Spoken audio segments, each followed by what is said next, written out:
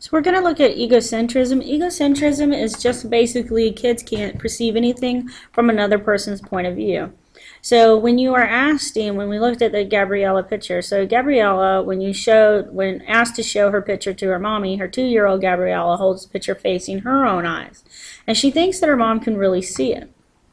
When we look at theory of mind, preschoolers, although still egocentric, develop the ability to understand another mental state when they begin forming a theory of mind. The problem on the right probes such ability in kids. So here's Sally, here's Anne. Sally puts her ball in the red cupboard, and then we see Sally goes away. Bye-bye, Sally. Now Anne takes that ball from the red cabinet and puts it sneaky in the blue cupboard. So she puts it in there, and then where will Sally look for her ball? So she's going to look in the red cabinet, but when it's not in the red cabinet, she's going to be able to look here in the blue cabinet. So concrete operational stage, and the concrete operational stage, what we see is the 6 to 7-year-old getting the conservation problems and being able to pour the liquids back and forth into the glasses. They can actually hold off here on concrete. They get the factual stuff. So they can do the mathematic problems and switching them. Formal operational is the abstract theory. So this is when Piaget is looking at children and adults developing abstract reasoning, thinking beyond the black and white facts. So formal operational stage, we think that kids, critics of it, they think that kids can do stuff a little bit earlier than that. They can do some abstract reasoning before. So reflecting on Piaget's theory, development's a continuous process. At least this is what most researchers believe today. Children express their mental abilities and operations at earlier stages, at earlier ages, and formal logic is just a smaller part of cognition. Stranger anxiety normally develops around that 6 to 8 months. Okay, so at this time, children are going to develop a fear of strangers, any face that's not, theirs. So this is the age at which infants form schemas for familiar faces and cannot assimilate new faces. So that's why the baby looks petrified in this picture. So we're going to look at Harlow. Harry Harlow is a guy who does the study with monkeys.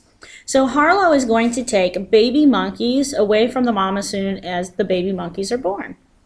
When he takes them away, he's going to put them in this lab. And so he's going to give them the wire dummy mummy, and he's going to give them the wire dummy with the terry cloth around it monkey. So you got the cozy terry cloth monkey, and you got this wire monkey.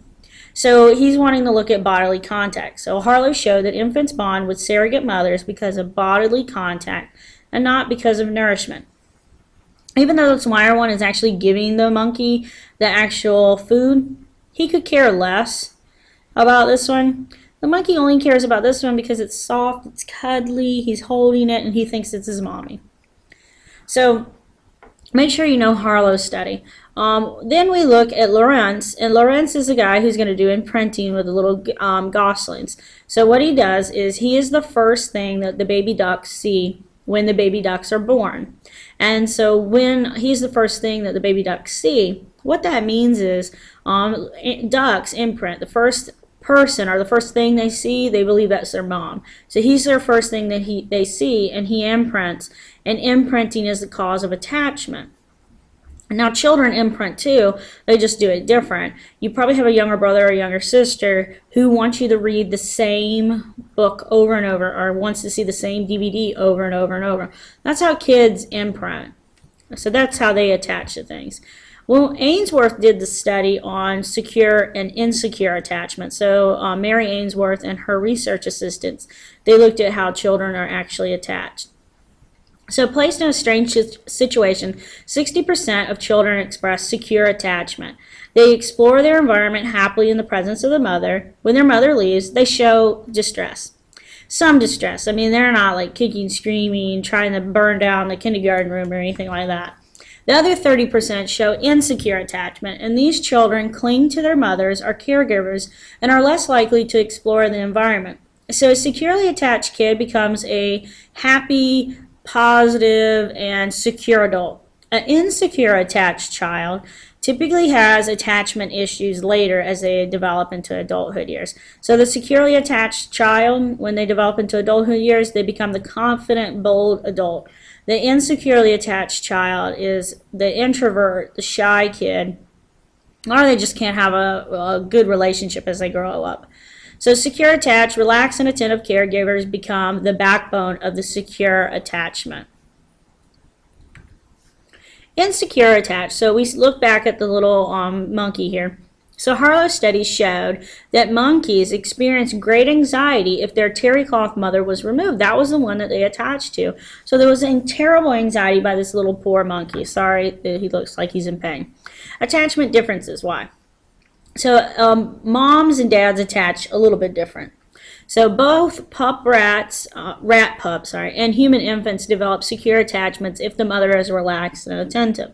You know, not the hyperactive, oh my God, what's happening to the baby? Not that person. The father, in many cultures where fathers share the responsibility of raising children, have similar secure attachments developed. So in America, moms and dads both raise the kids, so the child will become securely attached to both. Separation anxiety. Separation anxiety peaks at about 13 months of age, regardless of whether the child or the children are home or sent to daycare. So there does seem to be a little bit of a separation anxiety that occurs about a year, a month into the child's life. So if a child is deprived of attachment, what happens to them? They typically become withdrawn, frightened, and unable to develop speech. So we see a development problem, and the problem continues as they get older. So if the child is always deprived of a relationship with a caregiver or a parent, what we see is children become at risk for physical, psychological, and social problems. And we do see a brain alteration in their serotonin levels. And remember, serotonin deals with elevating, keeping your moods the same, stable. So you might see physically they might be a little underfed, or physically they look a little bit weaker. Psychologically, the serotonin is going to start messing up in their brain. And then social problems. If you're not attached to parents or a caregiver, you might not feel like you can make a relationship with anyone. Daycare counts. I know we always hear these studies about how daycare is harming our kids, but daycare is actually good, and daycare is good as long as quality is good. So quality matters in daycare. Self-concept. What self-concept is a sense of one's identity and personal worth, and we normally get that around 6 months. So around 15 to 18 months, children will recognize themselves in the mirror. 8 to 10 years, their self-image is pretty stable. Secure self-image, insecure self-image. That's why you got to tell kids when they're young, you know, you got to pep them up. You got to tell them that they're beautiful, particularly for females, because remember, we know that females are having a hard time with their self-esteem. We got 3 types of parenting. So we have authoritarian, permissive, and authoritative. There's 3 different ones. The authoritarian is the parent who imposes rules and expects obedience. And these are the parents who are that can be very abusive because you don't question their rules. The permissive parent is the fun parent. That's the parent who wants to be your best friend. That's a parent who might go clubbing with you. That's a parent who wants to, you know, party with you at prom. And the authoritative parent, this is the parent that you really want to be, because this is the parent who is demanding. They have rules, they have expectations, but they also are a little bit more flexible to their children. You know, every child is different. Some children, they just need, you know, a talking to. Some children, you have to take away like all their personal belongings to get them to act right. So that's the kind of parent who adjusts their parenting style based on the actual child. The authoritative parent is the parent that you hope to be, because these parents are the ones who actually have successful and productive children. These are the children who grow up to be adults, who have confident relationships, who have good relationships, good marriages, and they raise their kids the same way. Adolescence, when we look at adolescence, we're looking at the teenage years. So in the teenage years is when you are trying to find your identity and you are struggling against the parent. And adolescence technically begins with puberty, and that's maturation, that's the sexual maturation. For females, menarche is the first menstrual period that she has, and that's when she has hit puberty. females hit puberty first. Guys will actually hit puberty later. Males hit puberty normally around 13 years of age. Sorry. Primary sex characteristics. These are, you gotta have these in order to have kids. So that's the primary sexual characteristics. You gotta have them. And so reproductive organs and the external genitalia, these things develop rapidly. Secondary sexual characteristics are the nice to have. These are non-reproductive traits. So breast, hips, and our females, facial hair, and deepening of voice in the boys. And both males and females develop hair in all parts of their bodies. Brain development.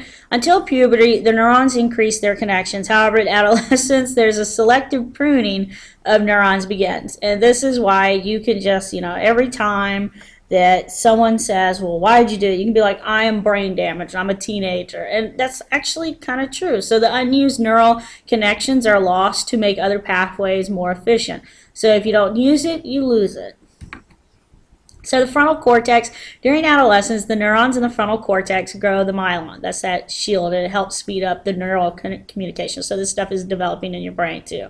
So the frontal cortex lags behind the limbic system development, and we get all kinds of hormone surges during the puberty years, and that is why sometimes you guys do impulsive behavior, like I'm late for school, so let me go 75 in a 35 zone, and then you get a huge ticket. Cognitive development.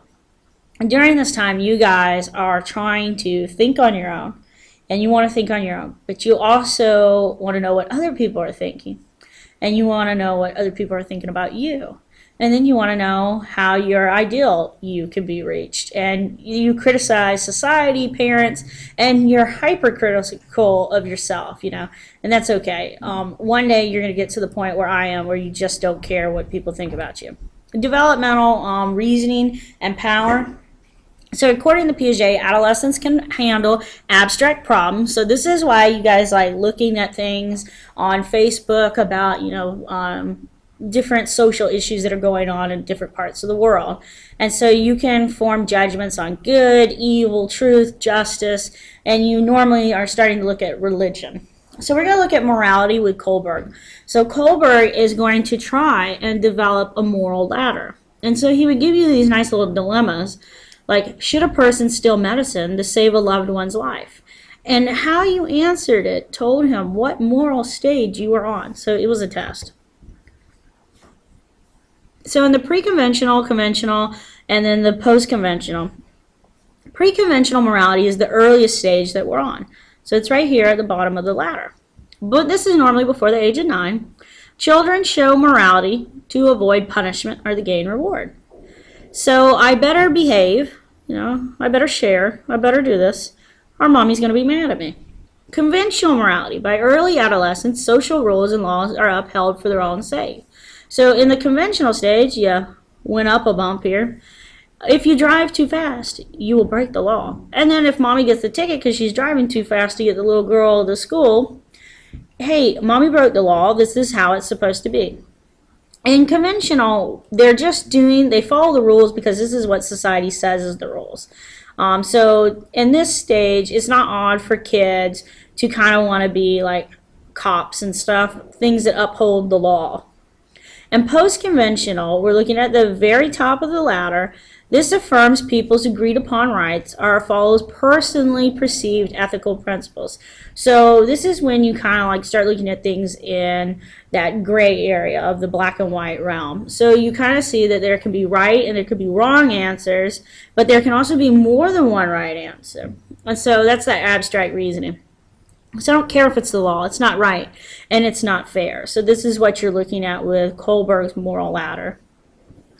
So moral feeling is more than moral thinking. When posed with simulated moral dilemmas, the brain's emotional areas light up. And a lot of our morals are just emotionally driven to us.